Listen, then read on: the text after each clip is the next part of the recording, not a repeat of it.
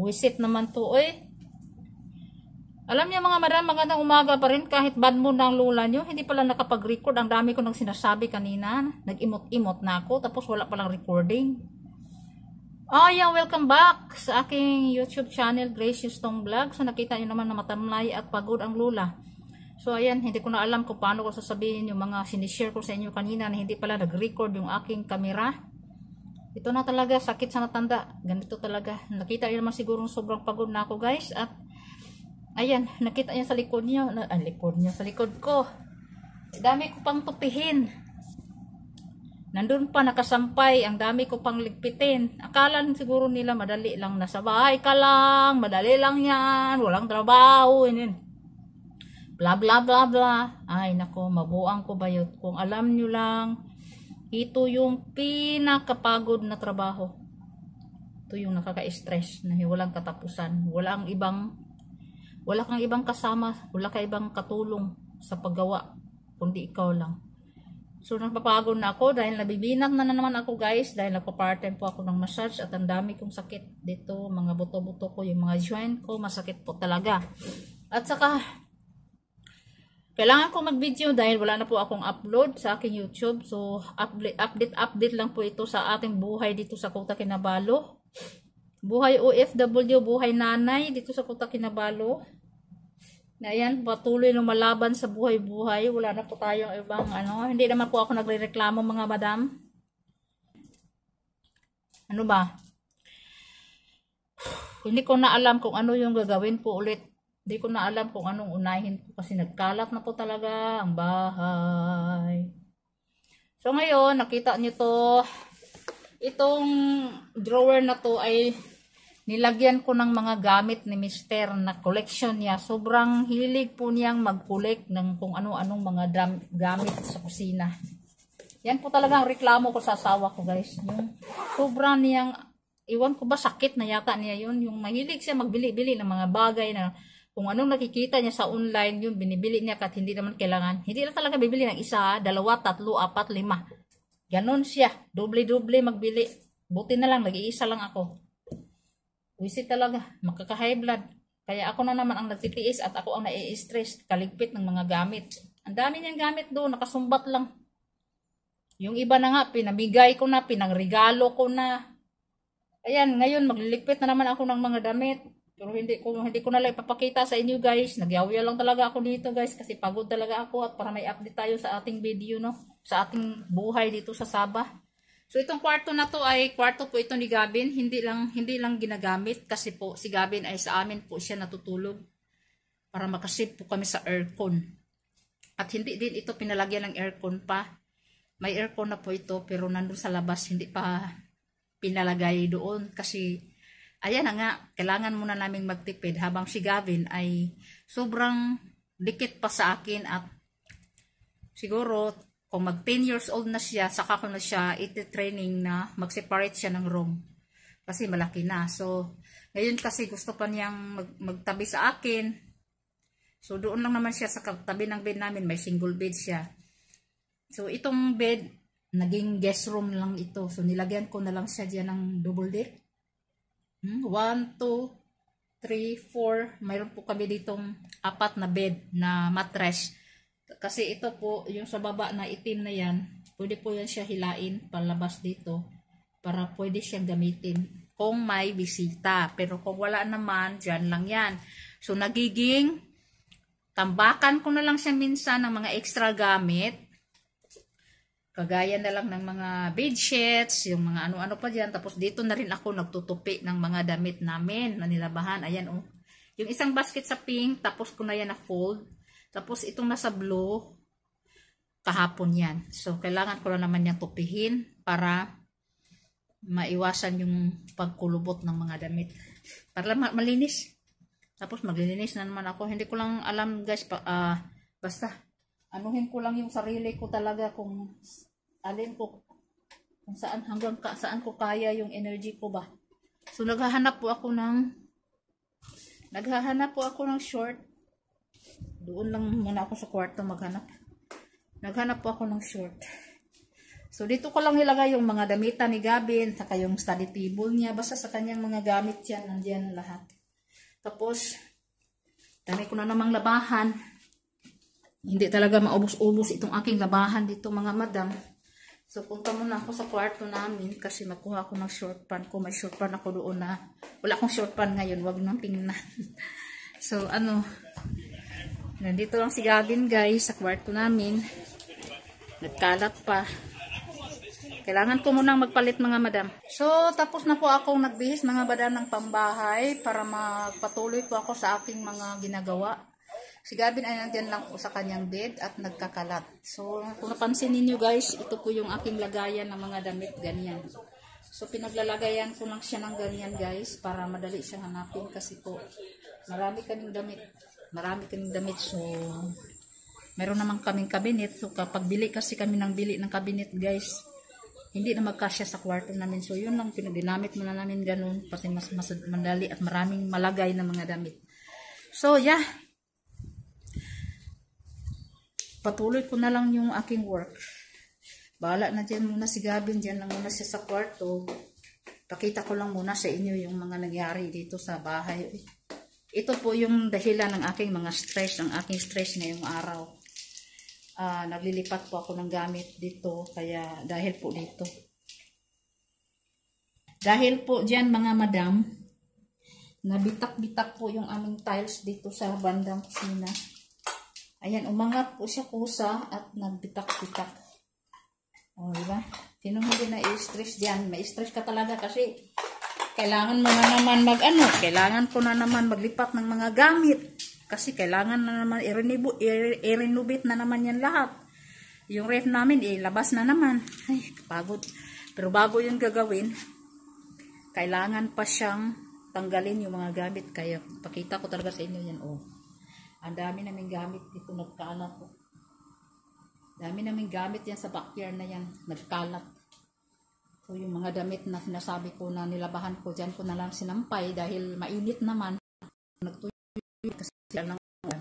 At saka kanina, naglinis po ako ng mga drawers na lagayan yan. Yung mga chichibureche. Ayan. Yan, nilinisan ko, hinugasan ko sila. Tapos maglalaba pa ako mamaya.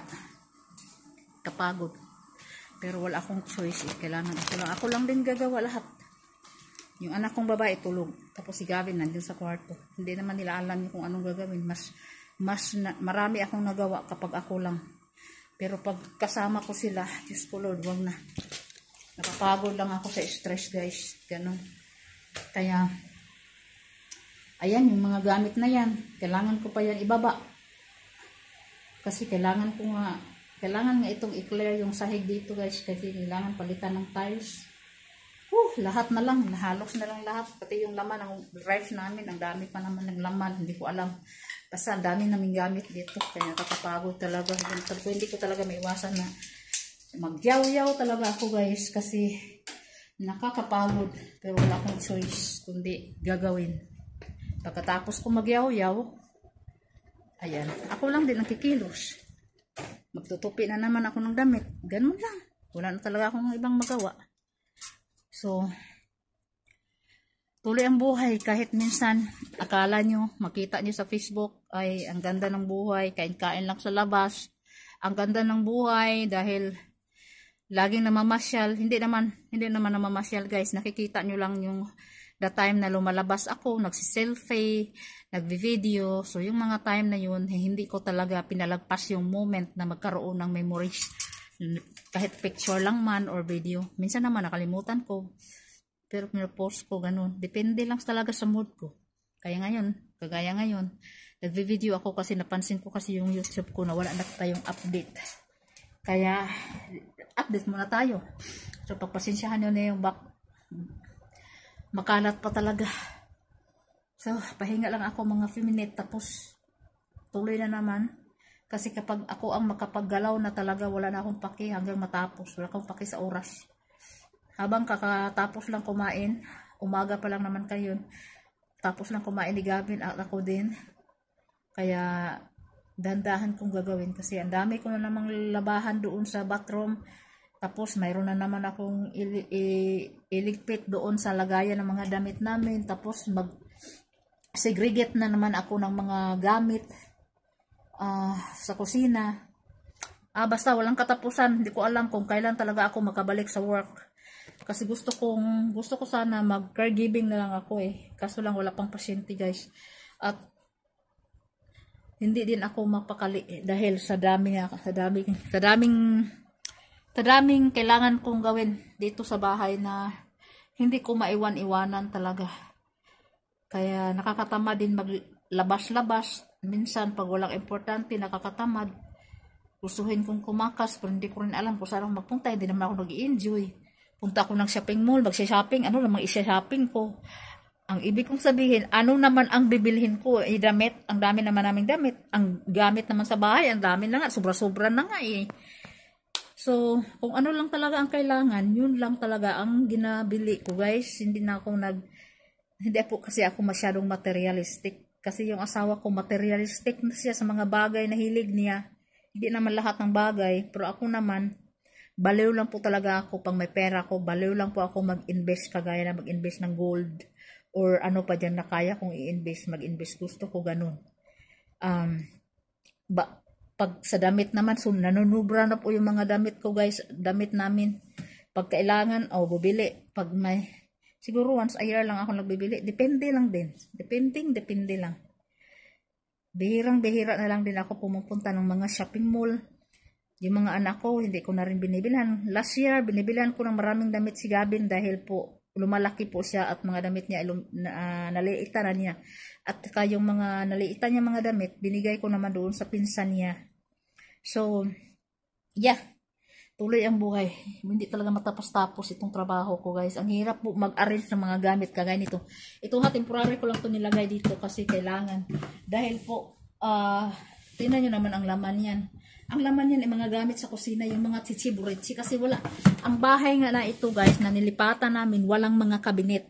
So, kami pa ang magpagawa or magbili. So, wala. As in, wala ito. Walang pangit na pangit. Lumang-luma na bahay na pinaganda lang namin, pinaayos na. Hindi pa nga as in maganda eh. Kasi lumang-luma po siya na bahay. Pinapinturahan namin, kami na lahat. Ayan na naman, namin na namang mga, basta, yun. Hirap explain guys eh. Pagod na ako mag-explain. So yeah, hanggang dito na lang muna yung ating mga yaw-yawan for today. Kasi mamaya-maya, tapusin ko lang muna itong pagligpit ko ng mga damit.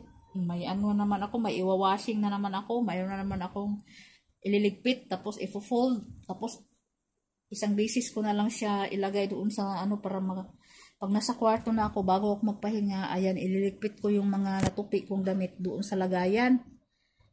Then, gusto kong lumabas na maya, siguro, tingnan ko lang din, pakiramdaman ko lang din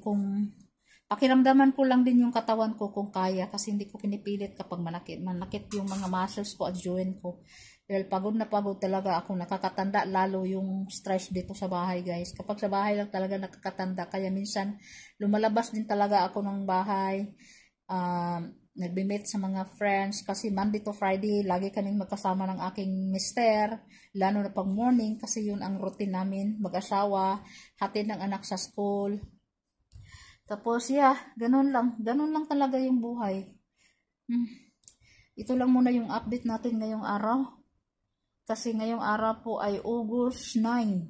August 9 po ngayon. So, siguro mapanood nyo din to agad.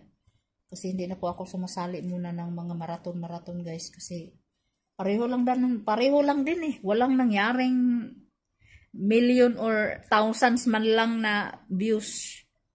Tinan yung buhok ko, ang dami na tumutubong itim, may mga puti na din, sa daming iniisip na stress, pamumuka ko, haggard na. Wala na talaga.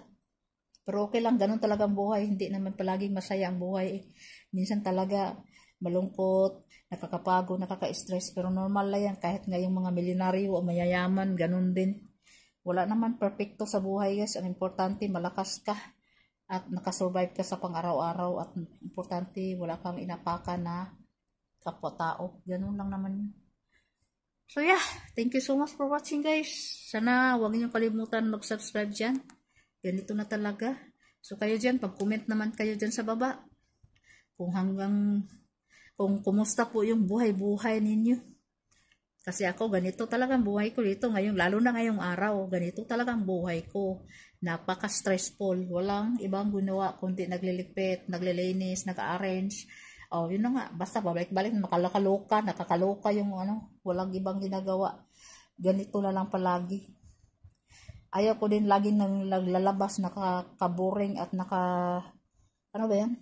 Kahit nung mayami pa akong pera guys, hindi din ako naglabas-labas guys. Mas gusto kong nakasave yung pera ko. Ngayon na wala akong maraming pera, kunting-kunti na lang yung pera ko, mas lalo akong ayaw maglabas. Nasa bahay lang. Pag walang namang importante, hindi ako lalabas. Yeah, pagkatapos nito lahat, sana matapos kong trabaho ko, magpapahinga, tapos mamayang hapon, iba na naman. Kasi walang tapusan yung trabaho ng mga nanay. Kaya ito po yung aking reklamo sa buhay. Bye! Buhay, life in Sabah. Don't forget to like and subscribe. Thank you so much.